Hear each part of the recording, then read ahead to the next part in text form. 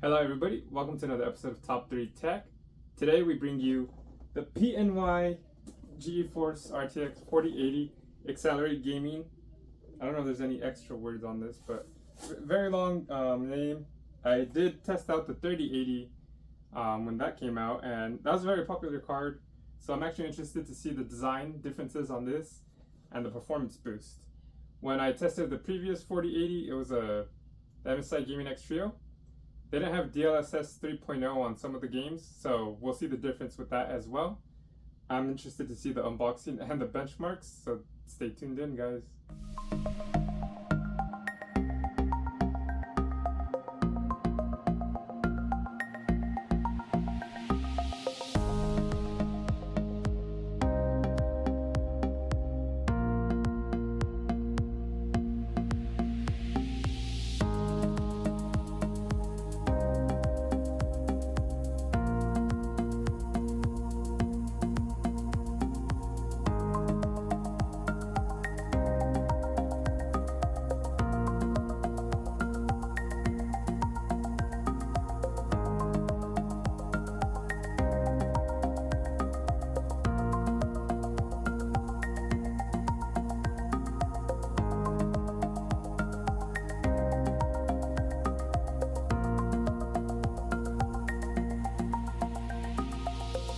Let's get the unboxing out of the way. So let's go ahead and open this up. I took off the seal. I haven't seen the contents inside. I'm excited to see. Oh, so right off the bat, the thing I do notice is there's no foam padding on top. There usually is on a good amount of GPUs, even the lower tier ones, but on this one they didn't include that. So I mean, it should be fine, but these things are expensive. You might want a little padding on there, but look at the thick padding all around. Here's the GPU. We'll get a close-up of that in a bit. Put that aside for now. Who cares about that? We're looking at the contents inside. Graphics card quick install guide. It says PNY Accelerate on here. Oh, this is the one that opens up like a map. This is like a Christopher Columbus trying to figure out the, you know, we're not saying Christopher Columbus, never mind, sorry. So look, this opens up into the map of the world. Jeez! Quick install guide, you know, just how to put in your GPU, how to take it out. Easy stuff. What else is in here? Of course, we need the 12 VHP WR wire. This is a 24 pin one. So you're going to need 3 PCIe wires to connect to this. Let's see what else is in here. Oh wow, this also comes with a little bracket, GPU bracket, graphic card anti-sag bracket. That's nice. You're going to need it for how heavy these things are. So that's interesting. Maybe I'll do a how to install video on that too as well. And well, that looks like that was everything that's in there. Let's go ahead and get a close-up on the GPU. This card features a triple fan design, is 332mm in length. It has plastic on the front, but it does have RGB lighting to make up for it. We do have a metal backplate with 3 PNY logos, GeForce RTX written, a heat screen to the right, and a better overall design from last gen's GPU. We have the Accelerate logo that lights up, GeForce RTX written in white, some of the front RGB peeks through. We have the 12VH power socket as well, and no BIOS switch, oddly. On this back side, we do have the aluminum fins to help dissipate heat and blows heat through the side as well. It does have 3 1.4A display ports and 1 HDMI 2.1 slot. So here we can see the size differences between the GPUs. We got the 4080 and we have the XTX. Those should go blow for blow, but for now, let's go ahead and look at the Acer Predator Intel Arc A770. So the back plate is all metal. It says Predator there, Acer logo, 16 pin socket that lights up. It says Predator and the logo, I don't know if you can tell there, but I like it. All black, has a classy look. This is last gen's design. Look how tiny it is compared to this 4080 as well. It is a 3070 Ti. It is the EVGA for the Win 3 Ultra. As you can see, that has a LED bar there, 16 pin socket. It's got the heat vent here, EVGA. It's got these holes that's out heat as well. Looks pretty cool. Of course, we got the PNY XLR8 gaming. So this back is metal, pretty nice. We like that. As you guys saw, it has the XLR8 gaming here, PNY, and then this big old PNY logo. This is the heat vent. What do they call it? Heat screen? Whatever. Same thing. I like how they put the logo over it. It's a nice touch. It makes it look different. Gives it its own personality. That's what we like. It does have the adapter there. The accelerate lights up, I believe. GeForce RTX is painted white. All the stuff we know, but just looking at the differences. Long card. It's pretty nice looking compared to last gens as well. The 3080, the bottom looked nice, but the backplate looked really bad. In my opinion, it was pretty plain. This looks way better, just because it has a little more personality. I can tell this is a PNY card now by looking at it. We have the 6800 Pulse, non-XT. Sapphire Pulse here, Pulse logo there. Heat vent here. BIOS switch. Huh, did this have the BIOS switch? It does not have a BIOS switch. I didn't think so, but that's crazy. Well, if I'm wrong, correct me in the comments. Then we got the 6800 Sapphire Nitro Plus XT. It's got the heat vent there. This lights up, ARGB, Radeon, Nitro Plus. Sapphire lights up there, 16-pin socket. It's nice. Metal backplate as well. Then we got the XTX 7900 Sapphire Nitro Plus. It's supposed to be silver. In the pictures, it looks more like that. It's like more like a gunmetal gray. I like it though. Radeon here, Sapphire there, lights up, heat vent. This is a 24-pin socket, like the 4080. Big ol' LED bar on this side. Other side as well. It looks nice. Jeez, look at both of these cards are long. I think the 4080 is a little longer. Let me see. Take this out. You can put them right next to each other, just to see the size differences. Sorry, I don't want to. Yeah, so look, it's a little longer. I think the XTX is a little thicker though. Barely. You see how it goes over? So that's the difference on those cards. Just look wise.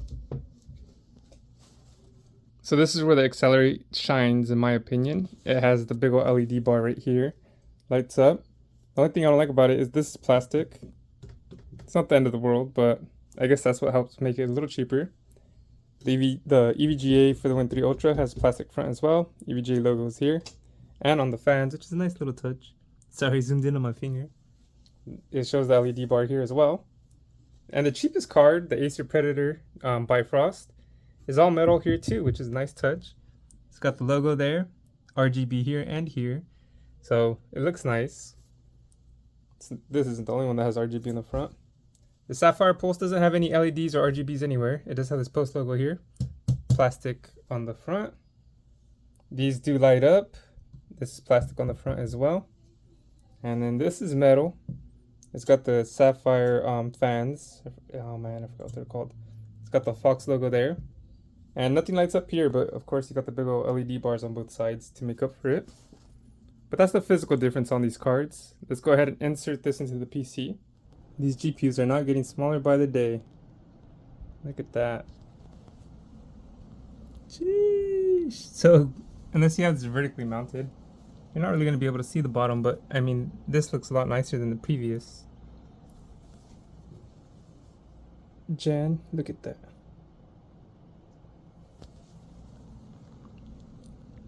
Like I said, the best part of this is the X on down below, but these ugly wires pretty much cover it. Sorry. And even pushing in that VH power was a little crazy. Look, see?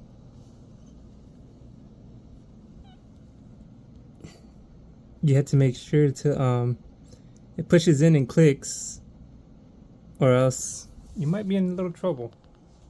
But let's go ahead and get onto the benchmarks, because I'm sure that's what you guys have been waiting for. I did have space there. And it took up, let's see, 1, 2, 3, but it's about 4 slots it takes up. Thick card. Before we get started with the benchmarks, let me go ahead and introduce the Top3Tech PC specs. We have an Asus X570 Tough Gaming Plus Wi-Fi motherboard. We have a Ryzen 7 5800X CPU We have 32 gigabytes of Corsair Vengeance 3200 megahertz RAM. And of course, today we're going to be testing out the PNY GeForce RTX Accelerate Gaming VERTO Epic X RGB. It is running on PCIe Gen 4 bus lanes. It has 256-bit memory bus.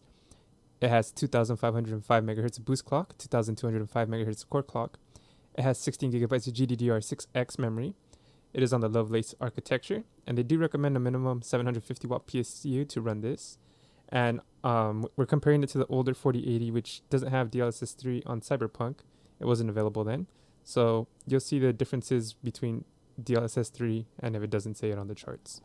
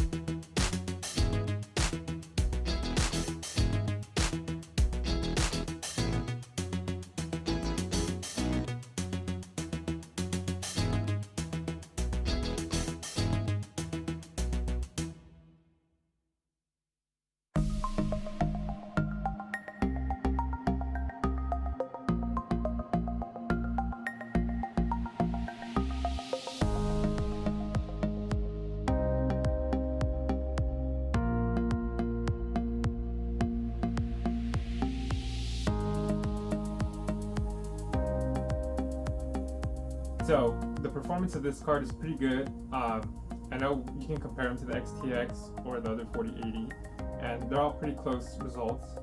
So what it comes down to is if you want to play at 4K 120 frames per second, this card is for you. It fluctuates from 110 to 130 depending on the game. And the more demanding games like Cyberpunk or Call of Duty, you can get from 90 to 100 frames, just depending on how demanding that game is. And you get almost the same performance with the XTX. The XTX does beat this card in most of the games I have tested, but barely. And it either ties or it beats the XTX in some other games as well. So depending on what games you play, you might prefer this or the XTX, the 7900 XTX. And if you want to play the difference, then that's fine too. At 1440p, you're getting 170 frames per second-ish, 160. Just depending on how demanding that game is. The more demanding games, you can drop down to 130 frames per second average, but that's like Cyberpunk and games like that too. So that's something to consider.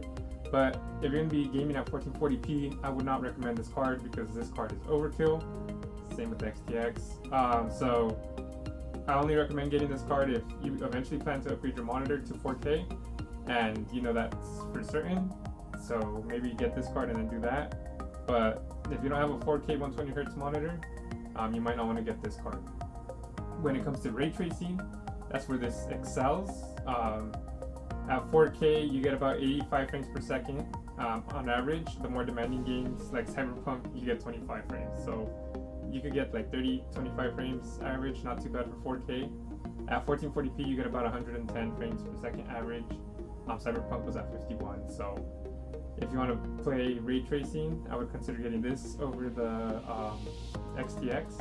And this is just raw performance. This is without DLSS. When you put on DLSS on 3 frame generation, it takes a huge boost. As you saw the 4080 on Cyberpunk, the MSI, it doesn't say DLSS 3. That's without frame generation, and the performance gain wasn't as impressive as this one. Cyberpunk is a really great game, takes advantage of DLSS 3. If you know the games that you're going to be getting have DLSS 3 or frame generation, maybe you want to get this card. Forza Horizon 5, it doesn't do well with DLSS 3, so I would skip it if you want that. So price to performance, you can spend about $50 to $150 depending on what 7900 XTX or depending on what 4080 you get. That might help decide whether you want this card or that card. But either way, they're both great cards and they're both pricey. More things that we love about this card are the AV1 encoder that comes with it. These are new on all the new 40 series of NVIDIA GPUs and on the new 7000 series of AMD GPUs. And the AV1 encoder gives you better quality streams at the same bitrate as previous encoders. So you get better quality streams and using less internet. That's a win-win right there. Why not?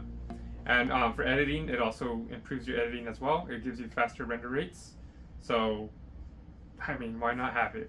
And so, like I said, the Intel GPUs have it, AMD GPUs have it, and NVIDIA GPUs have it on all their newer cards. So, I mean, if the 4080 didn't have it, it would have been a loss right there. The temps of these cards were actually pretty cool. All the newer gen cards are a lot cooler than last generations, and this card is no difference. It is pretty thick, so it could be explained why it doesn't get as hot. Bigger aluminum fans to help radiate all that heat. The power consumption on these cards aren't too bad either. When you compare it to the XTX, that can go up to like 500 watts. This goes up to 320, so why not? You only need a 750 watt PSU, so I mean, take that as well. If you want to use stealth mode, it's great for noise reduction. The cooler your card is, the lower the fans are. That way it's not making too much noise.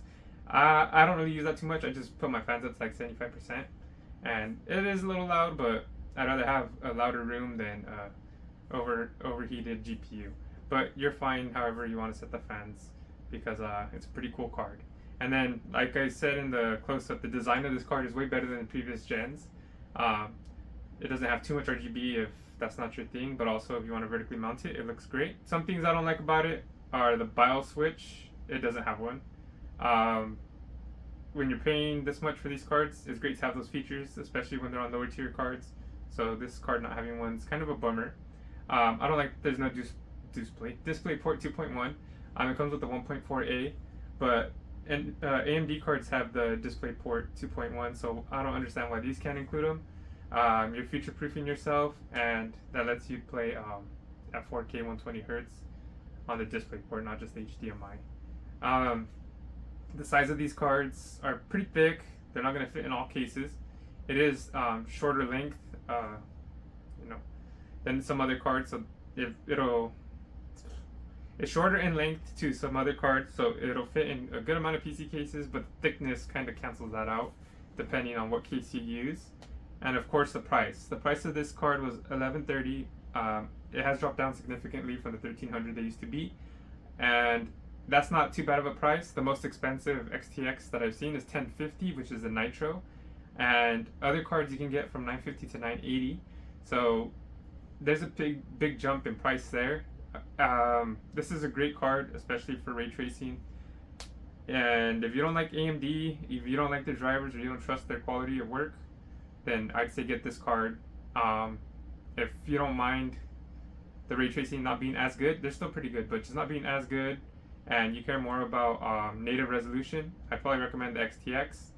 But luckily the cards aren't too far off in price, so if you're searching at this price point, I would recommend either or.